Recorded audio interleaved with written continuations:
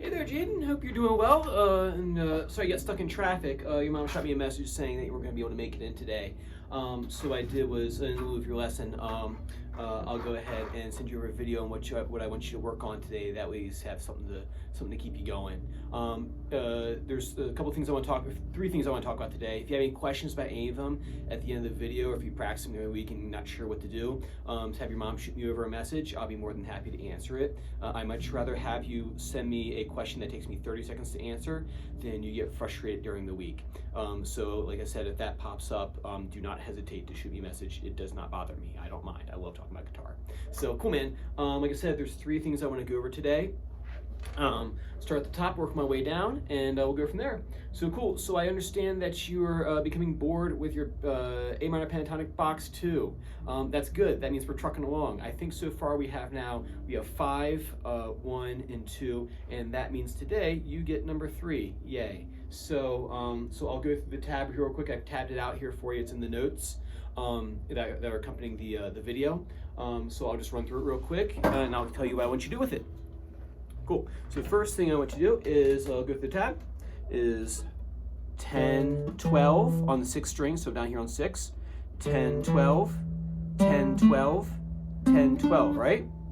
Now on string 3, 9, 12, gets a little funky here, 9, 12, you have to scooch over here, grab 10 on the 2nd string, 13, so that's kind of like a funky transition. This is probably of all the boxes, this one's probably the hardest for students to kind of like remember.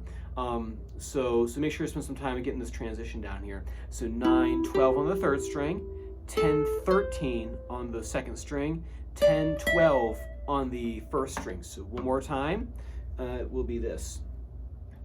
10, 12, 10, 12, 10, 12, 9, 12, 10, 13, 9, 12, and then back down. 10, 12, 10, 13, 10, 12, 9, 12, 10, 12, 10, 12, 10, right? And so I want you to do that. The first thing is just straight up just learn the box, right? Run up and down it, get it in your fingers. The same way that you did the other ones. Number 2 is once you're comfortable with that, because I don't think that's going to take you all week. So next thing I want you to do is I want you to start putting your sequences in there. So we have this. We have 1, 2, 3, 1, 2, 3. So see if we do a 3-note sequence, right? 1, 2, 3, 1, 2, 3.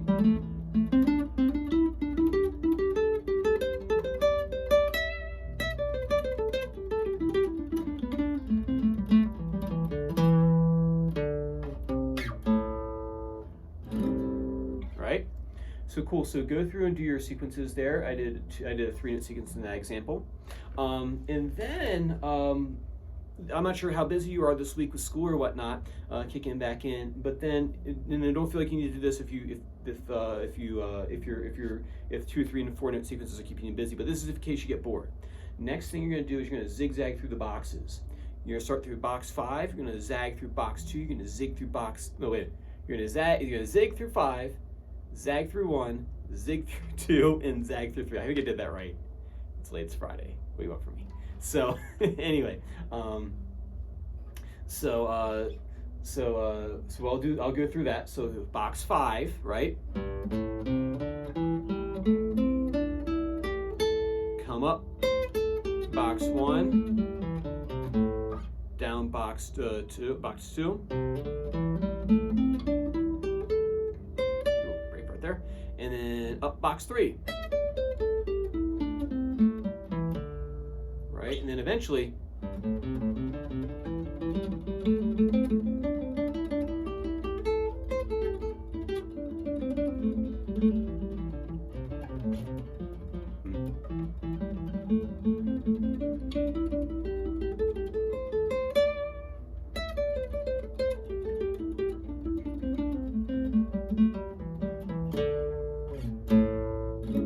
right?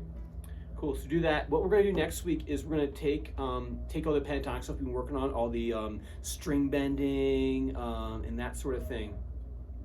And what we're going to do, I'm going to give you some sample licks because it's easy for me to say, hey, just go out and find guitar licks to play, but I'm going to give you some place to start. So what we'll do next week is I'll give you maybe like 2 or 3 like bluesy kind of licks to mess around with so you kind of start using this for stuff. You find blues licks in like Iron Maiden. That's what those guys listened to when they were coming up. They were listening to those blues records. They made metal though, but a lot of their licks are going to be that bluesy-esque sort of stuff. The Hendrix stuff, that's going to be bluesy based. You hear it in Rage, right? Some of the solos. I think the solo for Darkness has some like little bluesy licks in there. Even though he does a lot of sound effects and stuff like that, he still does that stuff. So any good player with Assault is going to be able to play some high octane like distortion blues licks in there. Stevie Ray Vaughan, that kind of thing. So we definitely have to cover that ground so that way you're well rounded. Cool, man. Number 2 is something that I just can't check right now, but if you want to send over a video of you playing it, I can give you some pointers. Your note reading. So if you want, send on over a video of you playing through your note reading, and I'll take a look at it and I'll give you a critique. Okay. All right. And then lastly, number 3 is we're gonna look at Schism. I think we're making good progress to this tune. Like any good Tool song, there's like 50 billion parts to it, so it's been a fun learning experience. So last time what we did the Interlude. It was the one. I guess it was. Oh, I think it was a. No.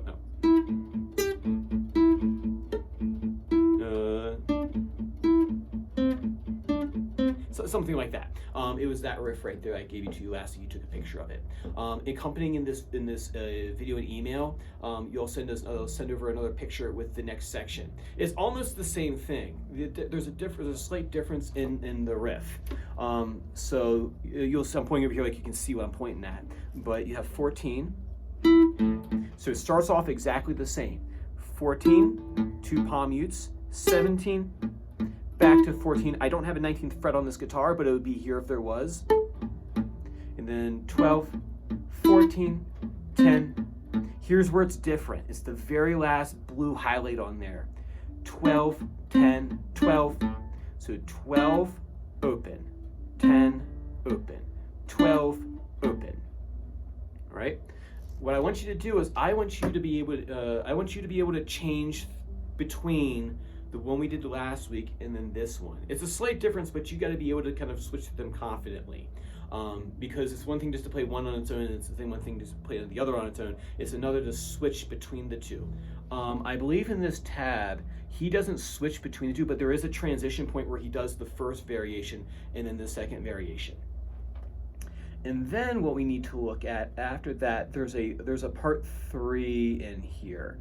Where are you? I have the other one pulled up, and I got to pull this one. Yeah, here we go. All right, this is another one we have. So basically what's happening, like any good Tool song, it's a slow burn build. And what he does, he starts throwing some hammer-ons into this thing. Here we go. It's at the end of the middle part 2, as they call it in this tab. I call it an interlude. I think it fits it better, but whatever. This one, this is the second picture I'm going to send over to you. It's going to have a hammer-on and a 16th note in there. We had this. 19.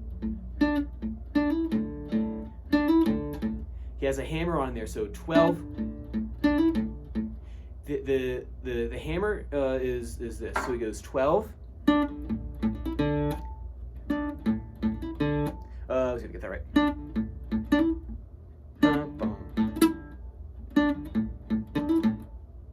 So he hits open. Oh, there you go.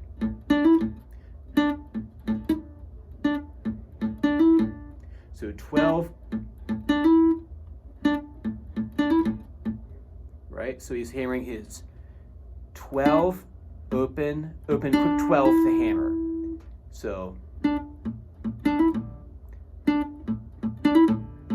bum bum ba-da-dum bum bum bum ba-da-dum bum. That's the riff right there, and then down to 10.